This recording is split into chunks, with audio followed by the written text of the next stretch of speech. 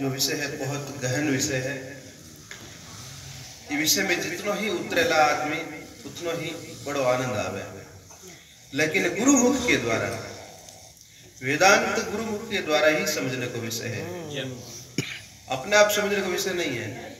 और वेदांत फिर समझने को ही विषय है, समझाने को विषय नहीं है।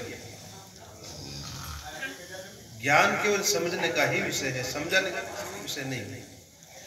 ज्ञान में जीना होता है, ज्ञान में जीना, ज्ञान को पीना। अटल धाम का वासी महात्मा जी बतायो, आब्रह्म स्तंभ पर्यंतम सर्वम मायामयम जगत। इन लोग से लेकर के जितना भी लोग है, शास्त्रकार बतावे वो सब नाशवान है, टलने वाला है। लेकिन आत्म जो पद है वो कभी भी टलने वाला नहीं। एक महात्मा बड़े हॉल में बैठा बैठा सत्संग कर रहा है, आप साइड में हॉल में सत्संग कर लिया तो महाराज भूस्खलन यानी भूकंप आ गया। उस दौरान भूकंप आया तो खिड़की पंखा सब डगमगा लग गया। तो भक्त लोगों की वो वृत्ति थोड़ी थोड़ी अस्थिर हुई। देखियो पंखा हिल रहा है, दरवाजा हिल रहा है, सोचो कि हॉल ऊपर नहीं गिर जावे। तो भगदड़ भीड़ भागी, कोई खिड़की की तरफ हॉल से बाहर निकलने के लिए, कोई दरवाजे की तरफ। महात्मा जी देखियो गड़बड़ हुई है कुछ, आंख बंद करके बैठ गए चुपचाप। थोड़ी देर से जब वातावरण शांत हो, वापस लोग आगे आके बैठे तो महाराज जी अपना वही क्रम वापस शुरू कर दिया बोलने। एक भक्त के महाराज जी रुको रुको बोलो, क्या अभी कुछ घटना घटी, भूकंप आया और धरती हिलना हिली, पंखा वगैरह। मैं सब डर करके दौड़िया, बाहर दौड़िया, डरने मरने के डर से। लेकिन मौत तो आप की भी हो सके, छत गिरे तो फिर बाबा जी भी तो मरे ना। ऐसे थोड़ी के वक्ता वक्त श्रोता श्रोता मरे, बाबा जी भी मर सके। आप क्यों नहीं दौड़िया? तो महात्मा क्यों भी दौड़ियो तो मैं भी हूं। लेकिन फर्क इतना हो कि आप बाहर दौड़िया और मैं भीतर दौड़िया। बाहर कितनो भी दौड़ करो ना तो मौत नहीं छूट पाएगी। लेकिन जो भीतर दौड़ गयो ना वो अमर हो गया, वो अटल हो गया, वो निश्चल हो गया। भीतर की दौड़ करनी है, बाहर की दौड़ नहीं करनी। भीतर उतरना, जितना उतरूंगा जिन खोजा तिन पाया, गहरे पानी बैठ और मैं बोरी डूब न डरी रही किनारे बैठ। लोग बाग आ करके कुंड में स्नान कर लिया महाराज, और मैं डर गई कि ठंडो है पानी तो डूब जाओ, लकड़ी गिर जाओ, ठंड लग जाओ, तो बैठी रहे चुपचाप करी। सही बात। जो उतरेला वही हीरा मोती की प्राप्ति करे। बिल्कुल सही बात। उतरना पड़ेगा, उतरे बिना तो कुछ नहीं है। देहाध्यास मिटाना पड़े। कोई शायर बतायो, मिटा दे अपनी हस्ती को गर कछु मरतबा चाहे, दाना खाक में मिलकर गुले गुलजार होता है। कोई भी पदार्थ वस्तु, अन्न अनाज वस्तु नो दाणो जब तक वो खाक नहीं हो जावे, मिट नहीं जावे, तब तक अंकुरित नहीं हो पावे। मिटनो पड़ेला, नष्ट होना पड़ेला। तो अपना अपने हम मिटा ही नहीं पावा, सदगुरु की शरण में अर्पण ही नहीं हो पावा। ऐसे ही मैं ब्रह्म हूँ, मैं ब्रह्म हूँ, ऐसे नहीं हो पावे। तो विषय तो बहुत लंबा ज्यादा ठीक है ना। और बोलो तो अच्छा भक्ति को अंकुर उगी न पास। तो फिर बतावे अटल धाम का वासी जहाँ बसे अविनाशी। अटल धाम ऐसा कोई लोक नहीं है, अलग कोई विदेश नहीं है। अपनी आत्म स्थिति ही अटल धाम है। आप जिन जगह हो वही अटल धाम है। आप चाहे घर में बैठा हो, आपकी वृत्ति एकाग्र है तो अटल धाम है। आप जंगल में बैठा हो, वृत्ति एकाग्र नहीं है तो वो अटल धाम नहीं है। जो आदमी जैसी स्थिति में है, जैसे है, वृत्ति अटल है, निश्चल है, तो वो अटल धाम है। अटल धाम का मतलब जीवन में कोई भी प्रकार का उपद्रव आ जावे, लेकिन फिर भी ठीक है भाई, हो गया, हरी इच्छा है। वृत्ति में अस्थिरता नहीं, विचलितपना नहीं, उद्वेगपना नहीं, शांत भाव, वो है अटल धाम। तो फिर बतावे धर्मराय का दफ्तर फाड़ू कैसा मांगे लेखा। संत के द्वारा भी ज्ञात अज्ञात रूप में पाप कर्म भी हो जावे। ज्ञात अज्ञात रूप में जानबूझ करके नहीं, चल रहा है पैदल यात्रा कर रहा तो नीचे कीड़ी काटी आ गई, मर गई, खत्म हो गई। संत ने भी के द्वारा भी पाप ज्ञात अज्ञात रूप में हो जावे। लेकिन उन ज्ञात अज्ञात के फल जो है ना, पुण्य फल के भागीदार सेवक हो जाया करे, और पाप फल को अधिकारी जो उन महापुरुषों की निंदा करे उन पर हो जाया करे। संत तो बिल्कुल न्यूट्रल हो जाया करे। संत के कोई प्रकार को काम, क्योंकि जब तक कर्तृत्व भाव है, कर्तृत्व के अभिमान काले सर्प से तू है डसा, नहीं जानता है आपको भवपास में इससे फंसा, करता नहीं त्यों काल में श्रद्धा सुधा का पान कर, पीकर उसे हो जा सुखी हो जा अजर हो जा अमर। जिसके अंदर देहाभिमान है कि मैं करता हूँ, तो फिर भोक्ता भी बनना पड़ेगा। सही बात। लेकिन जो नाबालिग हो जावे ना महाराज, नाबालिग के द्वारा कुछ दोष हो जावे ना तो सरकार माफ कर दिया करे, अभी नाबालिग है। तो ज्ञानी भी नाबालिग होता है।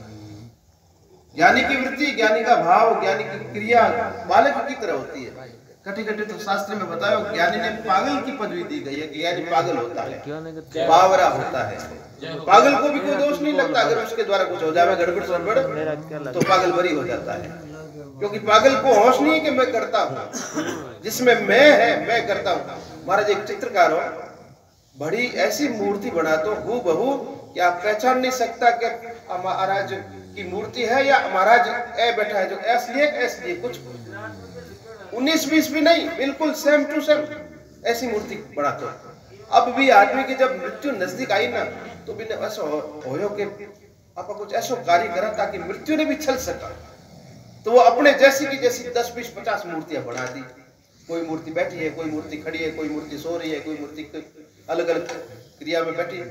अब जब मौत आई ना, तो महाराज मौत भी चक्कर में पड़ गई कि कौन से ले जाऊं, क्योंकि सब एक ही जैसा, ले जाओ एक आदमी है, सब एक ही तरह का, तो ले जाऊं कौन ने।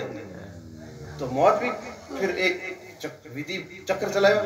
अरे वाह भाई, बनाने वाले ने इतनी कलाकारी की है, लेकिन एक गलती रह गई। लेकिन अब बताऊं किसको, कोई मेरे सामने आकर के बात करे तो बताऊं ना, तो वो क्या, हाँ बताओ जी बोलो कि ये गलती है। अगर आप बोलते नहीं ना तो आपकी मृत्यु टल जाती, लेकिन आप में मैं भाव आ गया कि मैं हूँ, ये मैं भाव ही मिट जावे ना तो महाराज आनंद ही आनंद है। ये मैं पना मिटाना है, मैं का जो बीज है इसी को भूंजना है। तो धर्मराय का दफ्तर फाड़ू कैसा मांगे लेखा, सदगुरु छाप लगी सिर ऊपर मिट्टी कर्म की रेखा। जब सदगुरु ने कह दिया तत्वमसी, और साधना के द्वारा, साधना करते करते गुरु महाराज की कृपा से ये बोध हुआ अहम ब्रह्मास्मि, तो फिर कर्म की रेखा मिट गई। तो फिर बतावे उन स्थिति में पहुंचने के बाद में, नहीं मैं देवी देव मनाऊं, नहीं धरूं मैं ध्याना, स्वर्ग नरक दोनों रेत मिलाऊं दीवाना। क्योंकि स्वर्ग नरक की कामना कौन करे, जी के मन में कामना है वो स्वर्ग नरक की कामना करे। लेकिन ज्ञानी तो आत्म भाव से परिपूर्ण है, परमानंद भाव से परिपूर्ण है, तो उनको न तो स्वर्ग की लालसा है और न नरक का भय है, क्योंकि नरक वो जाता ही नहीं है, स्वर्ग की उसकी कामना ही नहीं है, ऐसा करे भी नहीं जो नरक में जावे। तो देवी देव नहीं मैं देवी देव मनाऊं। उपनिषद में एक शब्द मंत्र आया है, भगवान शिव को पशुपति नाथ कहा गया है। आपने सुना होगा, भगवान शिव का एक नाम है पशुपति नाथ। पशुपति नाथ का मतलब कहीं अपने भाषा में समझा तो पशुपति, जो गवाड़ियों है ना, एवाड़ियों बिना बोलिया करे पशुपति, वो इतना सारा पशुओं ने लेकर के वो चरा रही है, बिको वो वाली के पति है। तो ईश्वर पशुपति कहीं वो घोड़ा बकरी चरा रही है कहीं नहीं, जो अज्ञानी जीव है ना उनका वो पति है। अज्ञानी जीवों का ईश्वर मालिक है, लेकिन आत्मज्ञानी तो स्वयं ही अपने आत्मा में निष्ठ है। वो आत्मज्ञानी वो जड़ बुद्धि नहीं है। तो देवताओं को पूजा करने वाला जो व्यक्ति होता है उनको पशु कहा गया है, और भगवान उनके पति मालिक है, स्वामी है। लेकिन आत्मज्ञानी अपने आत्मा की पूजा में ही रत रहता है, वो अन्य देवताओं की उपासना नहीं करता। तो नहीं न मैं देवी देव मनाऊं, नहीं धरूं मैं ध्याना, स्वर्ग नरक दोनों रेत मिलाऊं, देखा देश देवाना, मैं हूं अटल धाम का वासी। फिर बताया नहीं मैं पत्थरा फूल चढ़ाऊं, नहीं नाऊं मैं गंगा। और पत्थर फूल वगैरह चढ़ाने की भी कोई इच्छा है कि महाराज मेरी ये कामना पूर्ण हो जाओ तो मैं आपके लिए चढ़ाऊं, लेकिन आत्मज्ञानी के तो कोई प्रकार की कोई इच्छा ही नहीं है, कोई कामना ही नहीं है। और नहीं नाऊं मैं गंगा, गंगा की कोई निंदा नहीं है, लेकिन गंगा जी में भी नहाने वाला इन भाव से जावे कि भाई मैं हमारे पाप धो दूं। लेकिन आत्मज्ञानी तो निष्पाप है, करता ही नहीं तो क्या पाप है। तो नहीं मैं पत्थरा फूल चढ़ाऊं, नहीं नाऊं मैं गंगा, धर्म कर्म दोनों स्वर्ग। नहीं मैं पत्थरा फूल चढ़ाऊं, नहीं नाऊं मैं गंगा, धर्म कर्म क्रिया नहीं साधू, सदा लगे ब्रह्मरंगा। कोई प्रकार की धर्म कर्म की कोई क्रिया नहीं है, क्योंकि मैं सदा उन आत्मनिष्ठ में ब्रह्म रंग में स्थित हूँ।